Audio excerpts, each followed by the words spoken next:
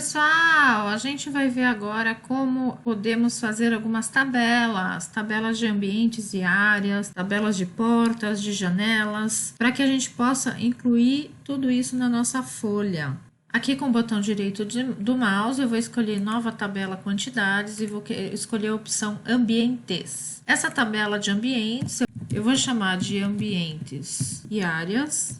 E aí, eu vou escolher quais campos vão fazer parte da minha tabela. Então, primeiro vai ser o nome do ambiente, eu vou escolher a área do ambiente e o perímetro. Vejam que existem outros itens que eu poderia escolher, no caso, departamento, que aqui, departamento para o Revit seria o setor, né, do ambiente. Então, projetos complexos, eu posso também querer fazer uma tabela indicando o setor daquele ambiente. Eu tenho o nível desse ambiente, se eu quiser colocar, a ocupação. Todos esses parâmetros eu posso atribuir naquele objeto chamado ambiente. Por enquanto, eu vou colocar o nome, a área e o perímetro. Eu tenho essa opção aqui, número, que eu vou acrescentar, e nessas setas aqui eu consigo organizar a ordem de apresentação. Primeiro vai aparecer o número do ambiente, depois o nome, a área e o perímetro. O número do ambiente, ele não está aparecendo aqui na planta porque eu escolhi um tipo de identificador de ambiente que não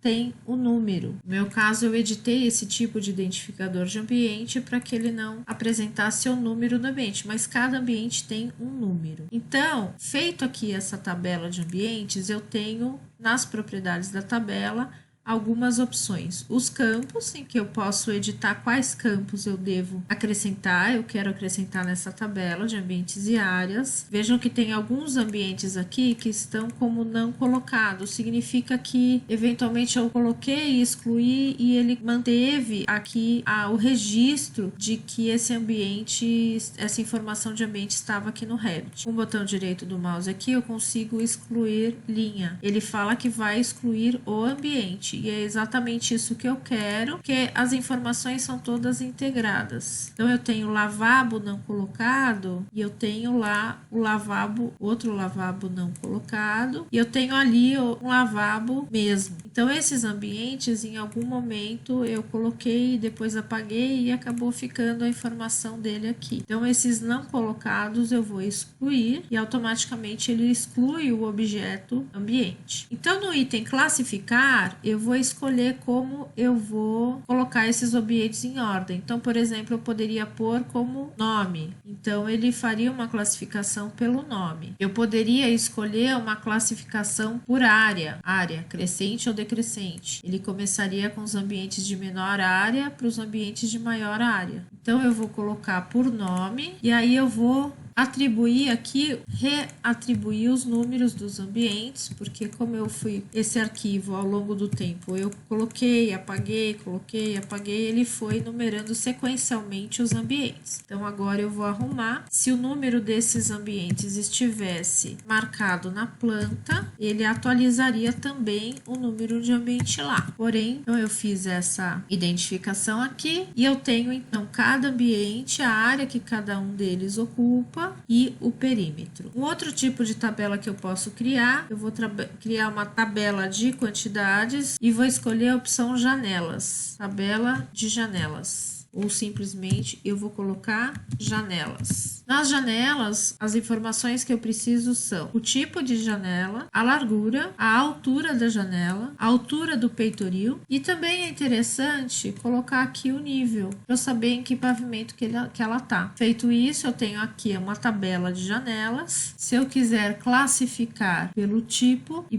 acrescentar esse item linha em branco, ele vai separar os tipos de janela no modo de apresentar essa tabela. Aqui foi atribuído J1, J2, J3. Caso eu quisesse adicionar algum outro campo, por exemplo, família, ele acrescentaria aqui. Família fixa, um painel, família janela fixa, um painel. Todas essas janelas, elas pertencem a essas famílias. Se nos campos eu adicionar o item descrição, eu vou colocar ao lado do tipo, eu vou visualizar a janela fixa 110 vezes tudo LOD 200, que é quando eu criei essa janela. Se a gente escolher uma janela aqui, a gente for no editar tipo, a gente vai ver que a família é janela fixa um painel, o tipo chama J1 e aqui embaixo na descrição, no campo chamado descrição, no parâmetro chamado descrição, está escrito janela fixa 100, 1,10 por tudo LOD 200. Ou seja, a gente pode atribuir uma descrição para essa janela e essa descrição vai aparecer ali na tabela. Então, do mesmo modo, se eu já tiver modelo, se eu já tiver fabricante, se eu tiver alguma outra observação como site, qualquer um desses itens aqui eu posso incluir para que eles fiquem mostrados aqui na minha tabela. E depois eu vou criar uma nova tabela de quantidades para portas. Vou chamar de portas e o que eu preciso saber da porta é o tipo da porta, a largura, a altura, em qual nível eu estou. Então eu tenho a porta, a mesma lógica da tabela de portas para janelas. Posso classificar por nível, por exemplo, e vou pôr uma linha em branco. Então ele vai mostrar as portas do pavimento térreo e as portas do pavimento superior. Se eu quiser classificar por tipo,